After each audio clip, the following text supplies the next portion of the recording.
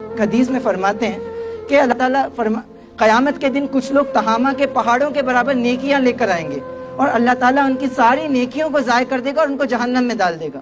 صحابہ نے پوچھا اللہ کے رسول ایسا کیوں ہوگا؟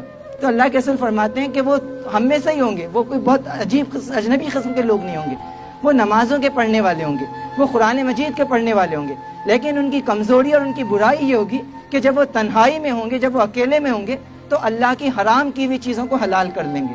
یعنی کہ جب پبلک لائف میں ہیں، جب لوگوں کے سامنے ہیں، اس وقت تو سارے اچھے کام کر رہے ہیں، لیکن جیسے ہی تنہائی کا موقع ملتا ہے، جب وہ اکیلے ہوتے ہیں، ہاتھ میں موبائل ہوتا ہے، کوئی ساتھ میں نہیں ہوتا، انٹرنیٹ کنیکشن ہوتا ہے، تو اس وقت وہ فیس بک پہ کیا کرتے ہیں، اس وقت وہ کس سے چیٹنگ کر رہے ہیں، اس وقت وہ کیا سرفنگ کرتے ہیں، اس وقت وہ کیا سرچ کر رہے ہیں، اس وقت وہ کن لوگوں کے ساتھ انگیج ہو رہے ہیں، یہ وہ چیز ہوگی جس کے بارے میں اللہ کے رسول فرما رہے ہیں کہ تنہائی میں جب حرام کام کا موقع ملے تو وہ کر گزرتے ہیں۔ اگر کوئی کام ایسے کرتا ہے تو اللہ کے رسول فرما رہے ہیں کہ اس بات کا امکان ہے کہ آپ تہامہ کے پہاڑوں کے برابر نیکیاں لے کر جائیں اور آپ کی ساری نیکیاں ضائع ہو جائیں۔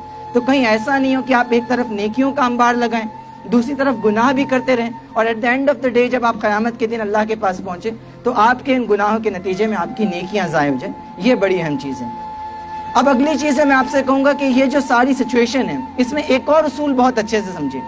جو آیت یہاں بیان کی گئی ہے اس میں اللہ تعالیٰ فرما رہا ہے کہ لا تقربوا الفواحش، یا دوسری جگہ فرماتا ہے لا تقربوا الزنا، زنا کے قریب بھی مت جاؤ، فحش کاموں کے قریب بھی مت جاؤ۔ یہاں ایک بہت اہم نقطہ ہے، دیکھیے وہ کیا ہے۔ اللہ تعالیٰ یہ نہیں کہہ رہا ہے کہ فحش کام مت کرو، اللہ یہ نہیں کہہ رہا ہے کہ زنا مت کرو، وہ کہہ رہا ہے کہ اس کے قریب بھی مت جاؤ۔ ان دونوں میں ایک بہت مائنیوٹ سا فرق ہے۔ دیکھیے جب شیطان انسان کے پیچھے لگتا ہے تو شیطان مختلف ہیلوں بہانوں سے اس کو بھڑکانے کی کوشش کرتا ہے، تو وہ انسان کو مطمئن کرتا ہے۔ انسان بیسیکلی کیا کرتا ہے، صرف اپنے ضمیر کو مطمئن کرتا ہے۔ وہ یہ کہ نہیں، میرے دل میں تو وہ تو میری صرف دوست ہے یا صرف بہن ہے، میرے دل میں کوئی بری چیز نہیں ہے، ہم تو ساتھ میں بیٹھ کے صرف گھوم رہے ہیں، ساتھ میں صرف بات چیت کر رہے ہیں، ہمارے دل میں کوئی برائی نہیں ہے۔ تو اس طریقے سے انسان وہ اپنے آپ کو مطمئن کرنے کی کوشش کرتا ہے، میں تو کوئی فحش کام نہیں کر رہا ہوں، میں تو بس نارمل سی بات کر رہا ہوں، نارمل چیٹنگ کر رہا ہوں، ہم تو بالکل دوستوں کی طرح رہتے ہیں، ہمارے دل میں کوئی برائی نہیں ہے۔ اصل پردہ تو آنکھوں کا پردہ ہے، اصل پردہ تو دل کا پردہ ہے، برقعے کی کیا ضرورت ہے۔ تو یہ جو ساری چیزیں ہیں، یہ بیسیکلی وہ انسان اس قسم کے آرگومنٹ کریٹ کرتا ہے اپنے نفس کو مطمئن کرنے کے لیے۔ اللہ پوری وضاحت کے ساتھ کہہ رہا ہے کہ آپ کو فحش کے قریب نہیں جانا ہے، یعنی کہ وہ کام جو برے ہیں وہ تو کرنے ہی نہیں ہے، لیکن وہ ساری چیزیں جس کے ذریعے سے برائی کی طرف جانے کا امکان ہے، اللہ تعالیٰ اس کو بھی روک دیتا ہے۔ اس کی اجازت نہیں دیتا کہ آپ باؤنڈری وال پہ چڑھتے رہیے اور آپ بولے کہ میں کنویں میں تھوڑی گرا ہوں، میں تو وہ منڈیر پہ چل رہا ہوں۔ اللہ تعالیٰ یہ کہتا ہے کہ اگر آپ اس چیز کی طرف جائیں گے، اس کے قریب جائیں گے، تو قوی امکان ہے کہ آپ اس میں پھنس جائیں گے۔ اب اگلی چیز جو میں آپ سے کہوں گا وہ سورہ یوسف کے حوالے سے۔ محترم واجد قادری صاحب نے قرآن مجید کے حوالے سے بات کہی کہ آپ اس سے کنیکٹ ہوں۔ قرآن مجید میں ان تمام چیزوں کا بہت پیارا جواب اللہ تعالیٰ دیتا ہے۔ میں آپ کو ایک اسائنمنٹ ضرور گزارش کروں گا کہ آپ جانے کے بعد لازماً وہ سورہ یوسف کا مطالعہ ترجمے کے ساتھ کریں اور سورہ نور کا بھی ہو سکے تو کریں۔ سورہ یوسف میں اللہ تعالیٰ بہت انٹرسٹنگ پکچر بتاتا ہے جو آج کے ہمارے دور سے بہت کنیکٹ ہے۔ ہوتا یہ کہ سیدنا یوسف علیہ السلام عزیز مصر کے گھر میں ہیں۔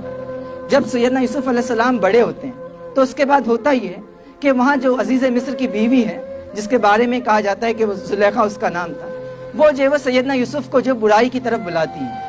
تو یہ وہ پہلا چیز ہے جو ہمارے اور اس دور میں کامن ہے۔ اس وقت سیدنا یوسف کے سامنے ایک زلیخا تھی۔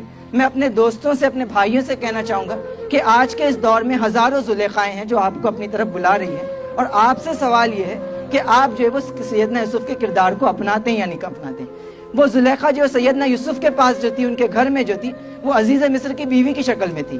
یہ آپ کے پاس کیمپس میں ہو سکتی ہیں، یہ کالج میں ہو سکتی ہیں، یہ محلے میں ہو سکتی ہیں، یہ وہ ٹی وی پر آنے والی ہیروئنس اور سیلیبریٹیز کی شکل ہوگی، یہ سوشل میڈیا پہ جن لڑکیوں سے آپ دوستی کرتے ہیں، جن سے چیٹنگ کرتے ہیں، یہ زلیخائیں ہیں۔ وہ پورن موویز کے اندر جو ولگر چیزیں آپ دیکھتے ہیں، جن لڑکیوں کو آپ دیکھتے ہیں پرفارم کرتے ہوئے، یہ ساری زلیخائیں ہیں جو چاہتی ہے کہ آپ کو اپنی طرف بلائے، اور اس میں آپ کا رسپانس وہی ہونا چاہیے جو سیدنا یوسف علیہ السلام کا رسپانس تھا۔ آپ دیکھیں سیدنا یوسف علیہ السلام کا رسپانس کیا تھا، آپ اس کو نوٹ کرتے جائیے۔ اللہ تعالیٰ پریکٹیکلی بتاتے ہیں کہ کیا رسپانس سیدنا یوسف علیہ السلام نے فحاشی کے جواب میں دیا۔ جو لا تقربوا الفواحش ہے، اس کا پریکٹیکل مینیفیسٹیشن سیدنا یوسف نے کیسے کیا۔ جب زلیخا نے حضرت یوسف کو بلایا تو پہلی چیز جو یوسف علیہ السلام نے کہی وہ کہی معاذ اللہ، میں اللہ کی پناہ چاہتا ہوں۔ یعنی کہ یہ جو برائی ہے میں اپنی انڈیویجول کیپیسٹی میں اس سے اس وقت تک نہیں بچ سکتا جب تک کہ میرا رب مجھے اپنی پناہ میں